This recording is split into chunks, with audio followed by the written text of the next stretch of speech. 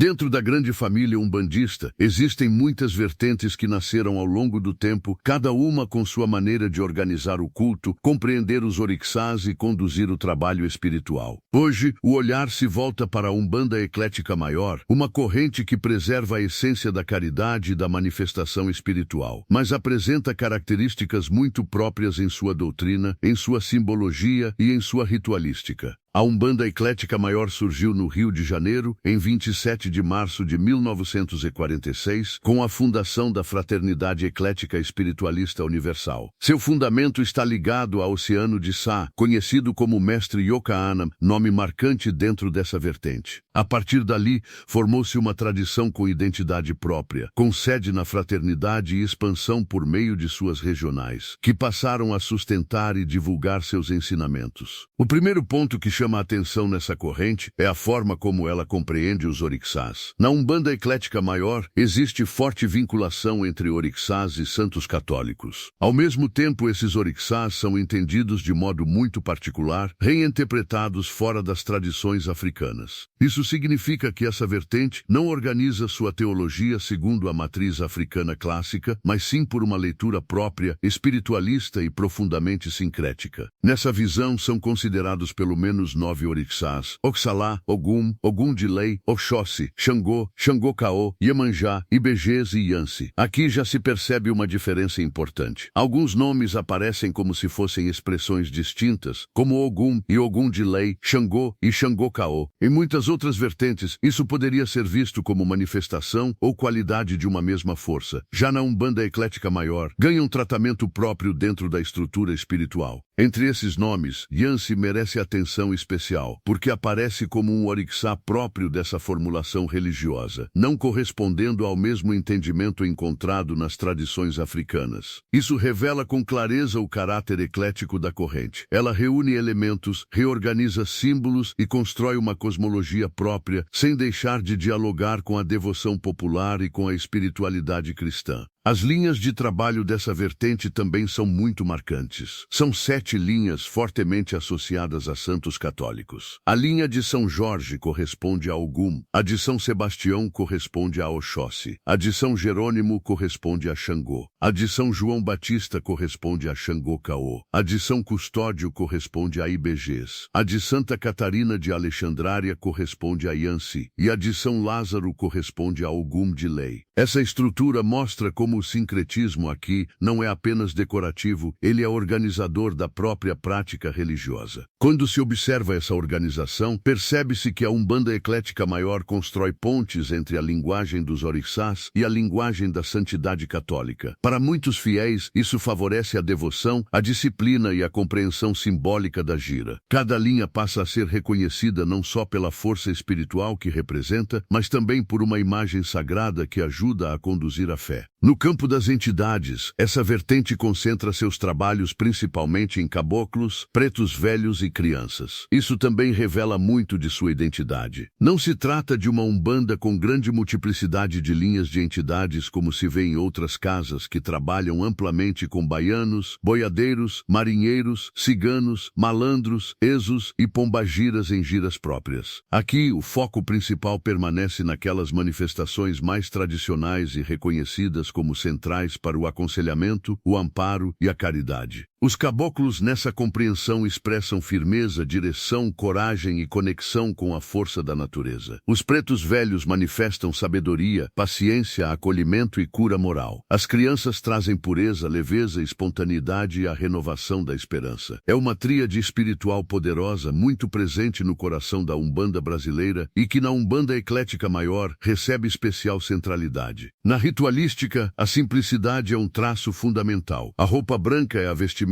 usada pelos médiuns durante as giras, reforçando a ideia de pureza, disciplina, igualdade e consagração ao trabalho espiritual. O branco dentro da Umbanda não é apenas uma cor, é uma linguagem ritual. Ele fala de paz, recolhimento, limpeza e entrega. Além da roupa branca, encontram-se nessa vertente o uso de uma cruz, de um quadro com o rosto de Jesus Cristo e de velas. Esses três elementos dizem muito sobre sua atmosfera religiosa. A cruz marca o eixo do sagrado, o encontro entre céu e terra, espírito e matéria. A imagem de Jesus reafirma a ligação cristã e espiritualista da corrente. E as velas representam fé acesa, oração, vigilância e irradiação de luz. Por outro lado, há ausências rituais que definem bem essa vertente. Na Umbanda Eclética Maior, não se utilizam atabaques, guias, bebidas, nem fumo nas cerimônias. Essa escolha produz um ambiente litúrgico mais sóbrio, mais contido e menos marcado por elementos materiais que em outras correntes são comuns e importantes. Não se trata de dizer que uma forma é superior à outra, mas de reconhecer que cada vertente organiza de modo diferente sua linguagem do sagrado. Essa sobriedade ritual pode causar surpresa para quem conhece outras expressões de Umbanda mais sonoras, mais movimentadas e mais plurais em termos de instrumentos e elementos consagrados. Mas justamente aí reside a identidade da Umbanda Eclética Maior, em uma prática de aspecto disciplinado, de visual limpo, de forte marca cristã e de organização doutrinária muito particular. No campo doutrinário, essa vertente se apoia em obras como o Evangelho de Umbanda, Manual do Instrutor Eclético Universal, Yokaanam Fala à Posteridade e Princípios Fundamentais da Doutrina Eclética. Esses títulos mostram que não se trata apenas de uma prática ritual, mas de uma escola espiritual com corpo de ensinamentos, orientação moral e esforço de sistematização. Há, portanto, uma preocupação clara com estudo, transmissão e formação dentro da corrente. Quando se compara a Umbanda Eclética Maior com outras vertentes, algumas diferenças ficam nítidas. Enquanto certas correntes mantêm vínculos mais fortes com tradições africanas, aqui os orixás são reinterpretados de maneira própria. Enquanto algumas casas utilizam atabaques, pontos cantados mais intensos, bebidas, fumo e guias, aqui o rito se mostra mais depurado. Enquanto outras vertentes ampliam bastante o número de entidades de trabalho, esta preserva o eixo principal em caboclos, pretos velhos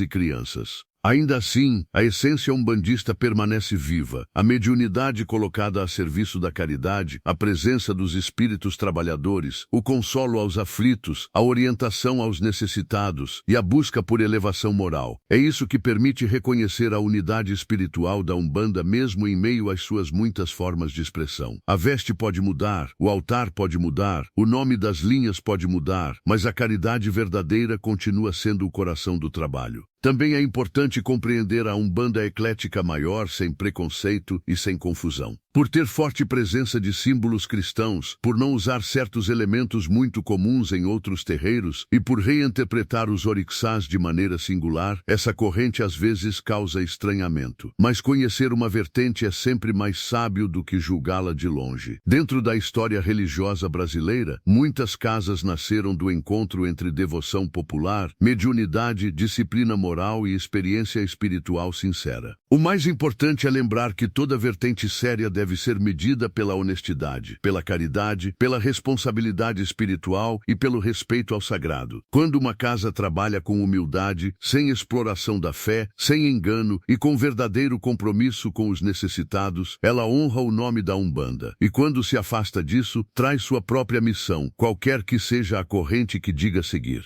Assim, a Umbanda Eclética Maior pode ser entendida como uma vertente de identidade bem definida. Nascida em 1946 no Rio de Janeiro, ligada ao mestre Yokaanam, estruturada em torno da Fraternidade Eclética Espiritualista Universal, fortemente sincrética com o catolicismo, centrada em 7 linhas associadas a santos, dedicada sobretudo ao trabalho com caboclos, pretos velhos e crianças, e marcada por uma ritualística branca, simples e sem atabaques, guias, bebidas ou fumo. Que haja sempre respeito entre as vertentes, discernimento no estudo e seriedade no culto. A diversidade da Umbanda não precisa ser motivo de divisão cega, mas de compreensão madura. Conhecer a Umbanda Eclética Maior é entender uma das muitas maneiras pelas quais a fé umbandista se organizou no Brasil, sempre buscando, à sua forma, servir à luz, consolar os corações e sustentar o caminho da caridade. Saravá Umbanda, saravá a luz que guia os bons trabalhos.